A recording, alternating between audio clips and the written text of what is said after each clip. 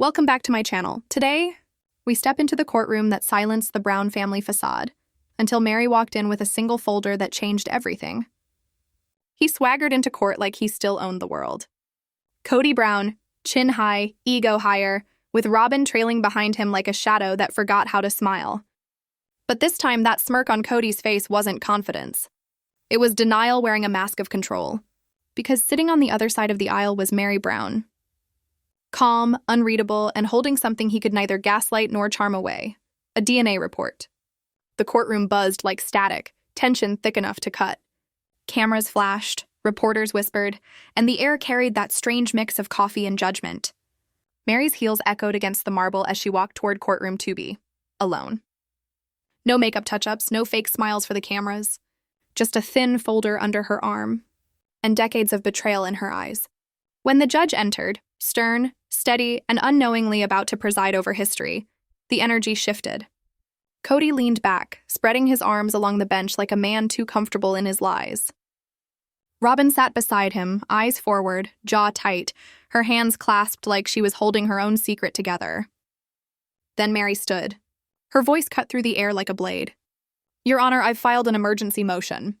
It's an issue of hidden identity and false paternity related to the 2014 adoption between Kody Brown and Robyn Sullivan's children." The room froze. Even the fluorescent lights seemed to dim. Kody blinked, Robyn's neck stiffened, and Christine, sitting quietly in the back, leaned forward, sensing the storm about to hit. Judge Langford scrolled through her tablet, eyebrows narrowing. "Miss Brown, are you alleging the 2014 adoption was based on fraudulent information?" Meri didn't flinch. "Yes, Your Honor, and I have sealed DNA evidence to prove it." Gasps rippled through the benches. Christine and Janelle exchanged a glance that said everything words couldn't. Robyn's hand shot out, grabbing Kody's wrist, but he didn't move. The mask was slipping. Kody rose slowly, smoothing his jacket like a man trying to iron out his panic. "Your Honor, this is absurd. She's emotional, always has been. The adoption was finalized 10 years ago. This is defamation, not fact." Meri's eyes didn't move. "Finalized on the basis of a lie." The judge's voice dropped low. "Then we'll hear sworn testimony. Proceed." Meri placed her hand on the Bible, and the room went still. Even the cameras stopped clicking. Her voice didn't tremble once. "For years I stayed quiet, because I thought revealing the truth would destroy what little was left of our family. But silence became complicity, and I refused to be complicit any longer. This isn't revenge. This is truth." Kody shifted, his foot tapping nervously. Robyn's whisper grew frantic. Meri continued, gaze unwavering. "In 2014, Robyn claimed her children's biological father was gone. Absent. That Kody had stepped in to be their dad. I supported it. I even divorced Kody legally so they could process the adoption. I did it out of love, out of belief in family." She turned slightly, meeting Robyn's eyes for the first time. "But love built on lies isn't family. It's manipulation dressed as loyalty." The judge leaned forward. "And this DNA test you've submitted, it proves that one of Robyn's children is not biologically related to Mr. Brown?" Kody shot up, face red, voice cracking. "That's outrageous. You had no right to test them." Meri didn't blink. "I didn't. They came to me like 6 months ago, confused, broken, desperate for truth. They're over 18 now. They had every right to know who their real father is." The silence that followed was absolute. Even the judge's pen stopped moving. Christine's hand covered her mouth. Janelle looked away. Robyn's face drained of all color, because in that moment, everyone in the room, including Kody, knew. The truth Meri carried wasn't just about DNA. It was about decades of deception finally collapsing under the weight of one woman's courage. Today's episode takes us deeper into the courtroom, a place where secrets don't just come out. They detonate. Gasps ripple through the courtroom like a wave breaking against stone. The air hums with electricity. Whispers, camera clicks, the stifled sound of someone's nervous breath. Even Christine, who has weathered years of the Brown family's chaos, looks shaken. Because sometimes the truth doesn't scream. It seeps, quietly, slowly, until it poisons everything you once believed was safe. Judge Langford's expression hardens, shocked but composed. "This changes the nature of the motion," she says, adjusting her glasses. "I'll need to review these findings. But for now, we proceed with Mr. Brown's testimony. Kody rises too fast. His face burns red, his composure cracking beneath the weight of exposure. He storms to the witness stand, swears himself in, and sits with the air of a man desperate to control a collapsing narrative. My former wife, he sneers, motioning toward Meri, has spent years trying to destroy my character. I was a good father to all of our children. I adopted Robyn's kids because they needed love and stability. There was no deceit. The judge raises a hand. Mr. Brown, stick to the facts. Kody exhales sharply. I signed those adoption papers in good faith. Robyn told me their biological father wanted no part in their lives. I had no reason to doubt her. From behind her table, Meri speaks, softly, but the words slice clean. You had every reason, Kody. You just didn't want to know. Robyn's hand flies to her lips. She whispers something under her breath, too low for anyone to catch. The judge turns her gaze toward her. Miss Sullivan Brown, you'll testify next. And let me remind you, any falsehood in an adoption case carries legal consequences. The tension is a living thing now. Meri stands, lifting the unsealed envelope. Her movements are slow, deliberate. Every eye follows her as she walks toward the bench. When she sets it down before the judge, it's like she's placing a live bomb between them. This is the original report, she says. I haven't opened it. I wanted the court to see the truth first. Kody bolts upright, voice trembling with fury. You don't know what you're doing, Meri. She turns, gaze unflinching. I know exactly what I'm doing. Moments later, Christine Brown takes the stand. She doesn't want to be there. Not like this. Not under the camera's glare, testifying about the family she once defended with her whole soul. Her fists clenched together, knuckles pale. The courtroom smells of old wood, coffee, and betrayal. Across from her sits Kody, arms folded, face carved into stone. Robyn refuses to meet her eyes. Meri sits still, silent strength made flesh. And Janelle? She gives one small affirming nod. That's all Christine needs. The judge leans forward. Miss Christine Brown, do you swear to tell the truth? I do. Silence falls heavy, thick enough to choke on. The judge nods. You may proceed. Christine breathes deeply, steadying herself. I was spiritually married to Kody Brown for over 25 years. I was the third wife. I raised 6 children. I homeschooled them. I cooked, I cleaned, I kept the peace. I defended him, even when he didn't deserve it. But one thing I never did was lie. Her voice tightens. When Robyn joined the family, things began to change. Subtly, at first.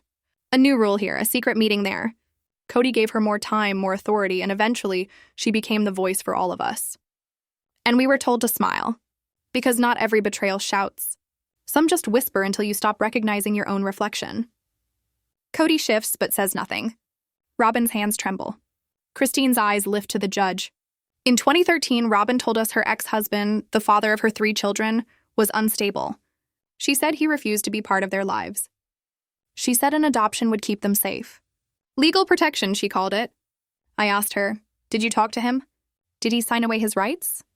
And she looked me straight in the eye and said, he wants nothing to do with them. I trusted her. The judge makes a note. Did you personally see any signed documents? Christine shakes her head. No, but that same year, something strange happened. At dinner one night, her son Dayton said he missed his dad. Said he never got to say goodbye. I asked Robyn about it, and she dismissed me. Told me I'd misheard. But I hadn't.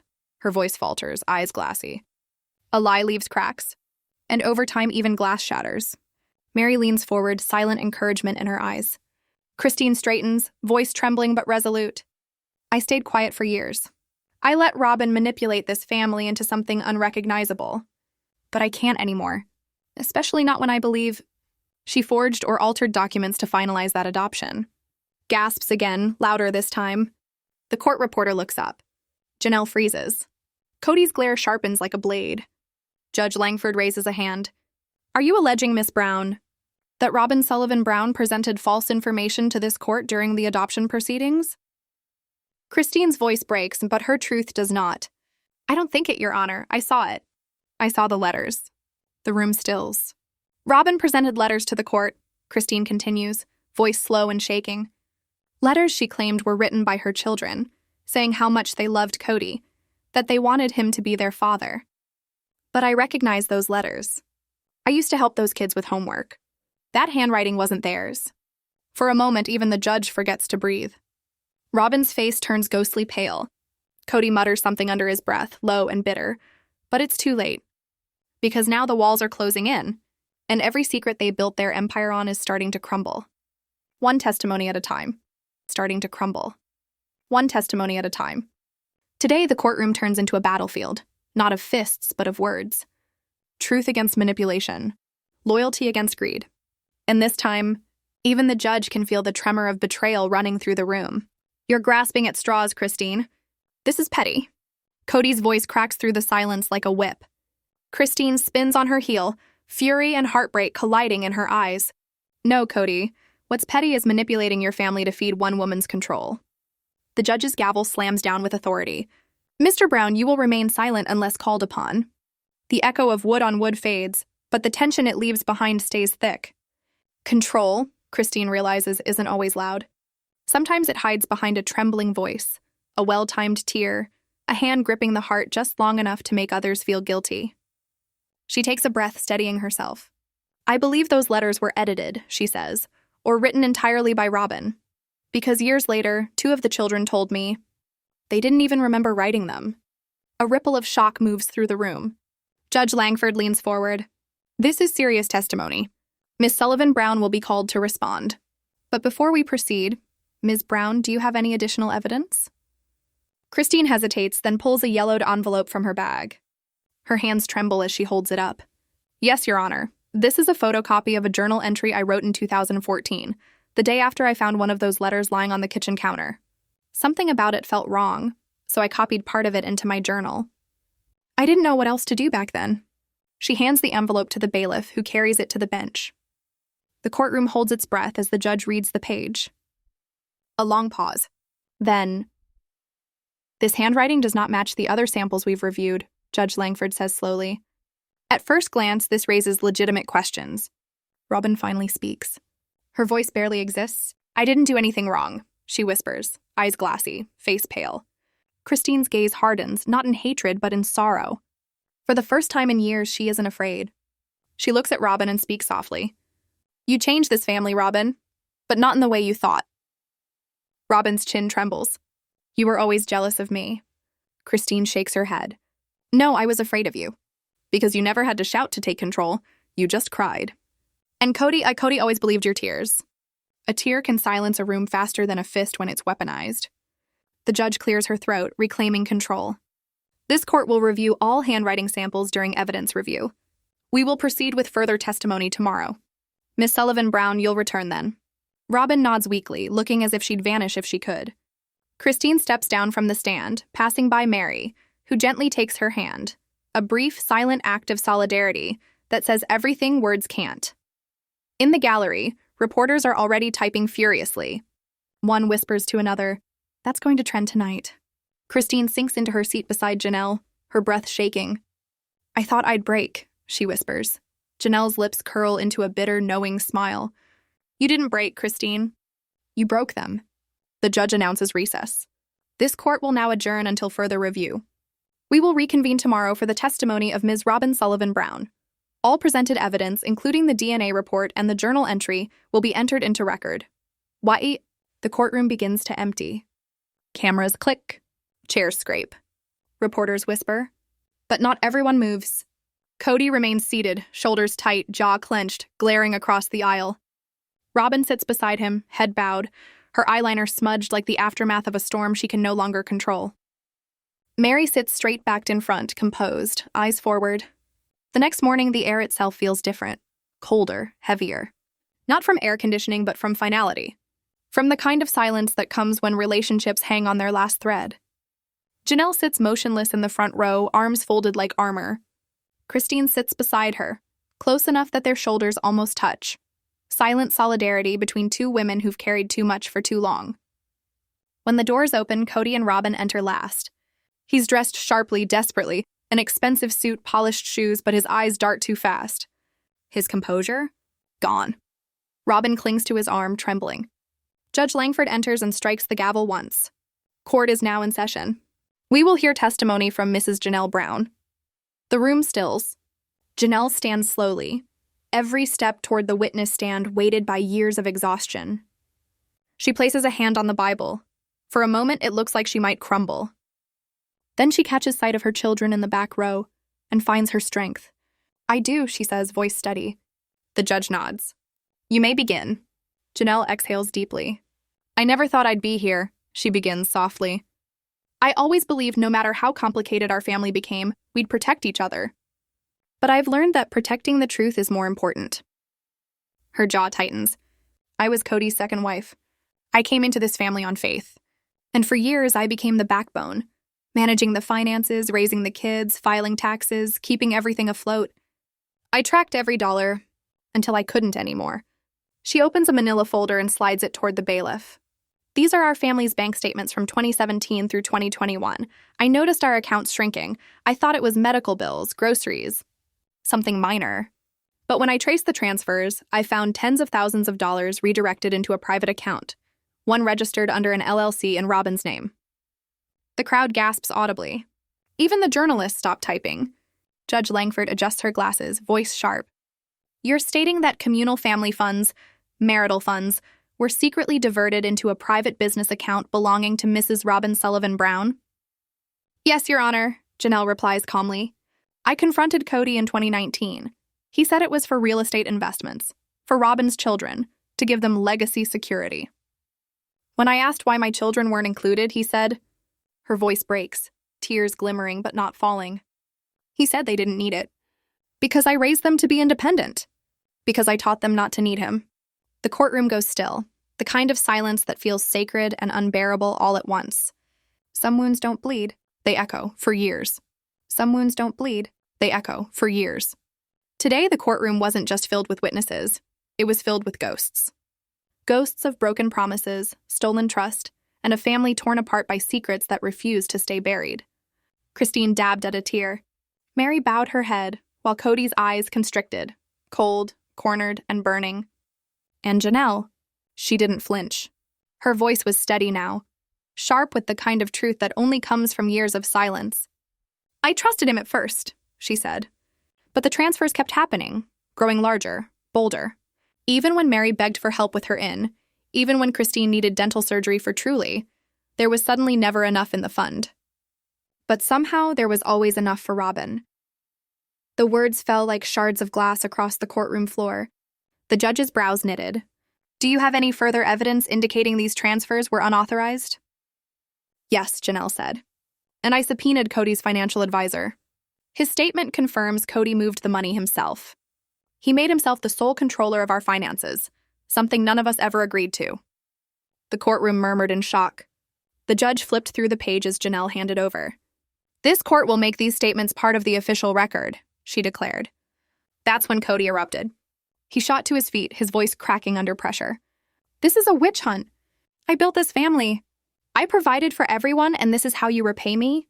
The judge slammed her gavel so hard the sound rattled the walls. "Mr. Brown," another outburst, "and you'll be held in contempt." Robyn tugged gently at his sleeve, but he shook her off like a fly. Janelle stood taller. Her voice didn't waver. "You didn't create a family, Kody. You created a spotlight. Control isn't love, and love doesn't demand silence when truth is bleeding." The judge leaned forward. "Was there any written contract defining how money was to be divided?" "Yes, Your Honor," Janelle replied. "A family charter. Written in 2012, signed by all of us, Kody included. It stated that all family income was to be divided equally. I've submitted it for the record." The judge nodded gravely. "Confirmed." Janelle turned her gaze to Kody, really looked at him. "You manipulated us. You used the photo of togetherness to build your new dynasty with her. And the rest of us? We were just props for the cameras." Kody clenched his jaw. Robyn whispered softly, "We thought it was best. For the family." Janelle's response sliced through the air. Then why keep it a secret? The judge's voice turned cold. "Miss Sullivan Brown, you will have your chance to respond tomorrow. For now, this court recognizes that there may have been significant financial misconduct. Mr. Brown, you are ordered to provide full transparency of all accounts in your name and joint ventures with Ms. Sullivan Brown within 5 business days. Failure to do so will result in subpoena." She paused, glaring directly at him. "A legacy built on secrecy is no legacy at all." Janelle exhaled. Not relieved, but emptied. Meri leaned in and whispered, "You okay?" Janelle gave a tired smile. For the first time in years. Across the room, Kody was sweating through his collar, scribbling furiously on a notepad. Robyn sat rigid beside him, staring into nothing. Christine leaned closer to Janelle. They never thought we'd break ranks. No, Janelle murmured, because they never thought we'd find each other again. The judge stood. We'll reconvene after lunch. Final testimonies tomorrow, including Ms. Sullivan Brown's, and review of the submitted DNA evidence. Kody shot up. Your Honor, I'd like to dismiss the DNA report. It's invasive. It's hearsay. Motion denied, the judge said flatly. This court will review all submitted evidence, including the sealed DNA file. Kody's face drained of color. Meri smiled faintly. Truth waits patiently, she whispered, but when unsealed, it never leaves quietly. The next day, the courtroom was colder. Not from the air conditioning, but from the distance between the Browns. Christine, Janelle, and Meri sat together, united in silence. Robyn's makeup was smudged, her eyes raw. She clung to Kody's arm as if gravity itself depended on him. The bailiff brought forth a sealed envelope, the DNA report. For 2 days, it had sat in a locked cabinet. Now it waited to speak. The judge sliced it open, unfolded the paper, and read aloud. Filed by a certified laboratory 6 months ago, this test concerns the biological parentage of Mr. Kody Brown and the minor known as Dayton Sullivan. The findings indicate a 0% probability of paternity. The silence that followed wasn't quiet. It was devastating. Christine gasped. Janelle froze. Robyn let out a strangled sob, collapsing into her hands. Kody didn't move. He stared forward, blank, hollow, as if his soul had walked out before his body. Then the chair scraped violently across the floor. This is fake, Kody shouted. You think a piece of paper can rewrite my life? Meri finally spoke, her voice low and steady. Then why does the test say otherwise? Kody turned on her. You don't know what you've done. I know exactly what I've done, Meri said.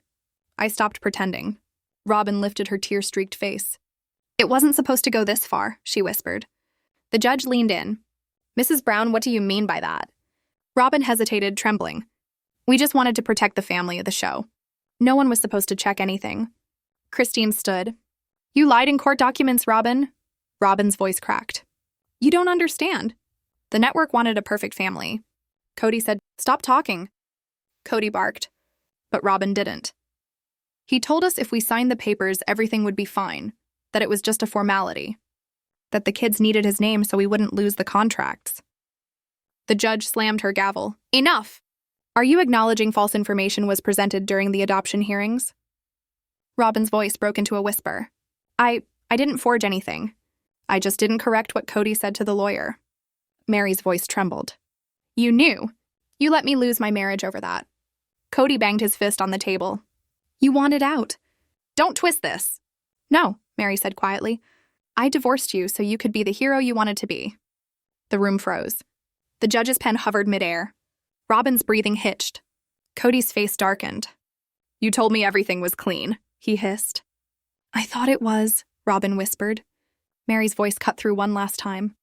You ruined yourself, Kody. The moment you stop defending a lie, that's when you finally start living the truth. The judge straightened. In light of this testimony and the DNA evidence, this court will open an investigation into possible perjury and fraud regarding the 2014 adoption. Reporters outside erupted. Flashbulbs exploded through the frosted glass. Inside, Christine dabbed her tears and whispered to Janelle, It's over. But Janelle shook her head slowly. No, this is just the beginning. No, this is just the beginning. Today, the courtroom walls themselves seemed to breathe. The tension was alive, thick enough to taste. Reporters pressed against the glass, the murmurs of the crowd barely held back by the heavy oak doors. And in the center of it all stood Kody Brown. The judge's voice sliced through the air. Mr. Brown, do you have any statement for the record? Kody didn't lift his eyes. His glare burned into the table, papers trembling beneath his fists. Everything I did was for my family. The judge's tone turned cold. Everything? Families built on deceit tend not to last long, Mr. Brown. Silence. Then the sharp crack of the gavel. Court is adjourned. Kody slammed his papers shut and stormed out, his boots echoing like gunfire.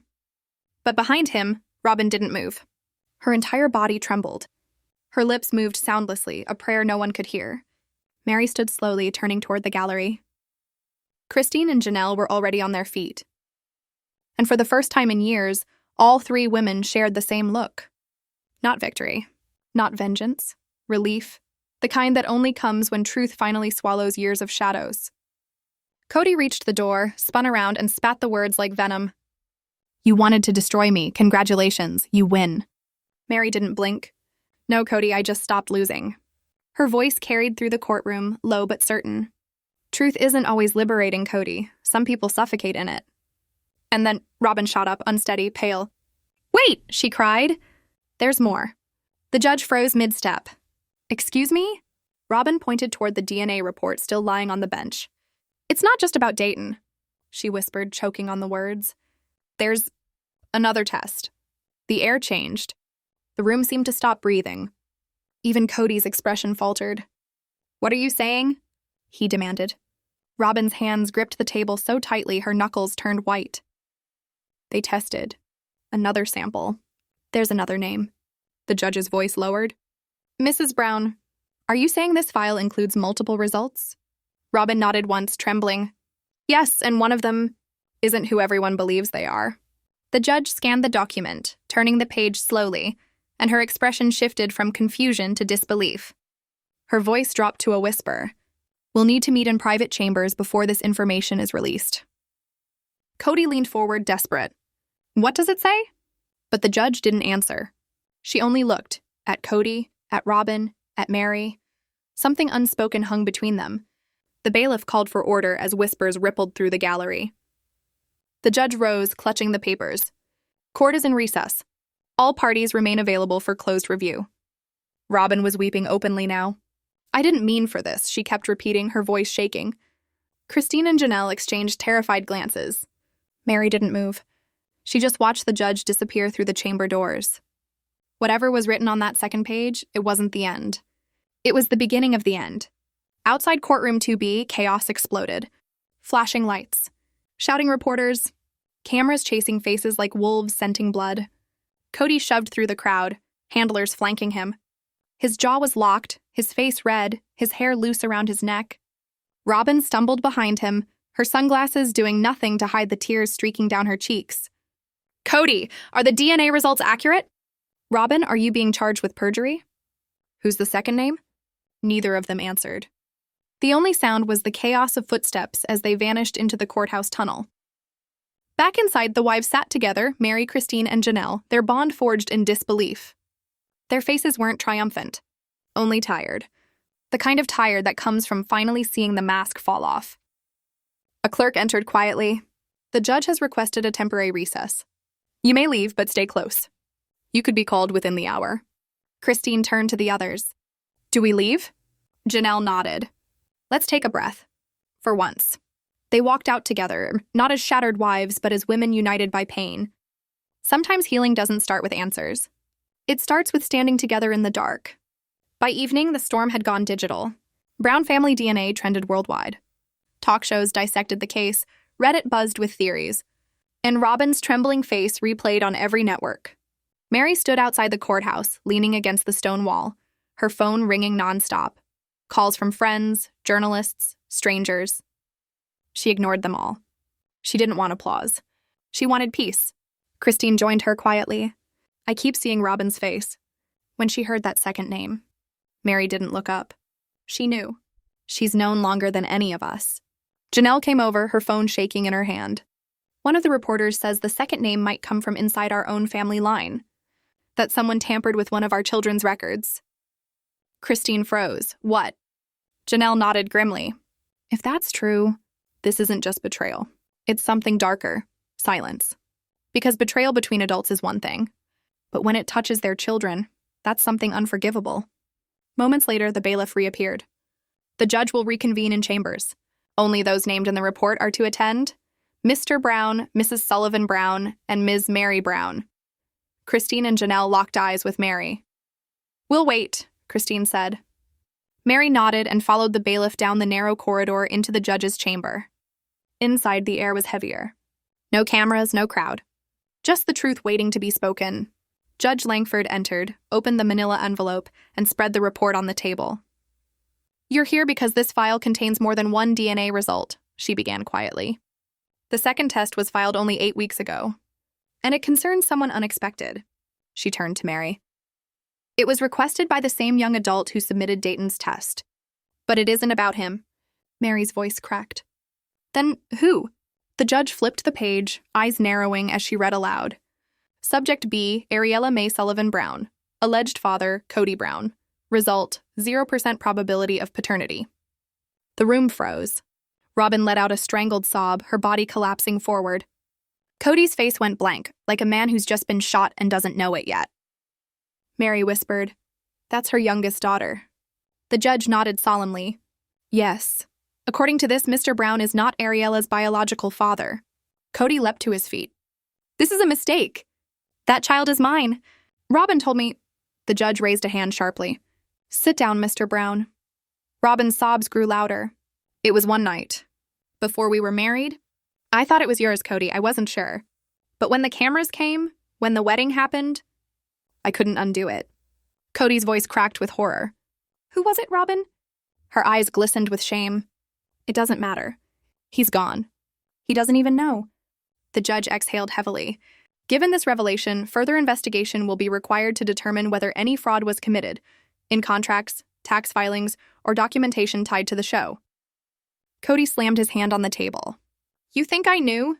You think I wanted this?" Robyn tried to reach for him, but he pulled away. "You may all leave," the judge concluded. "Expect to be recalled within 48 hours. Meri rose first, her expression unreadable. Behind her, Robyn collapsed in tears. Kody caught up to her in the hallway.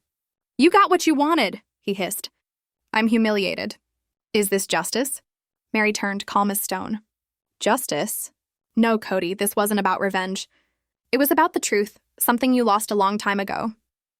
He had no reply. Just silence. When Meri stepped out into the daylight, Christine and Janelle were waiting.